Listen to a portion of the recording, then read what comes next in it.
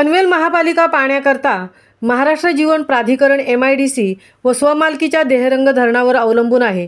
यंदाचा उन्हाचा कडाका लक्षात घेता देहरंग धरणाने तळ गाठण्यास सुरुवात केली असून केवळ महिनाभर पुरेल एवढाच पाणीसाठा धरणात असल्याची माहिती पालिकेच्या पाणीपुरवठा विभागाकडून देण्यात आली असून पाणी जपून वापरण्याचे आवाहन पालिकेच्या वतीने करण्यात आले आहे। महापालिकेकडून पाण्याचे नियोजन केल्यामुळे यंदा पनवेल शहरात पाणी टंचाई निर्माण झाली नाही।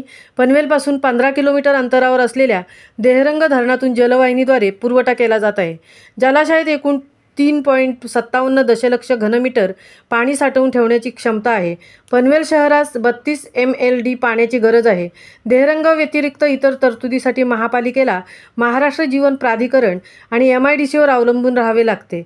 गतवर्षी MGP कडून 17 MLD पाणी मिळत होते, तर MIDC कडून 5 MLD पाणी मिळते। उर्वरित पाणी देहरंग धरणातून आवश्यकतेनुसार घेतले जात आहे। एप्रिल महिन्यातच देहरंग धरण तळ गाठत असल्याने पनवेलकरांना पाणी टंचाईला सामोरे जावे लागण्याची शक्यता आहे। दरवर्षी रहिवाशांच्या रोषाचा महापालिकेला सामना करावा लागत होता। त्यात MGP कडून कामाकरता शटडाऊन घेतला तर टंचाईत आणखीनच भर पडायची। पावसाळा लांबला तर पाण्याचे नियोजन फोल ठरायचे, म्हणून MGPचा आधार महत्त्वाचा वाटतो। महामुंबईसह मिलिंद खारपाटील, पनवेल।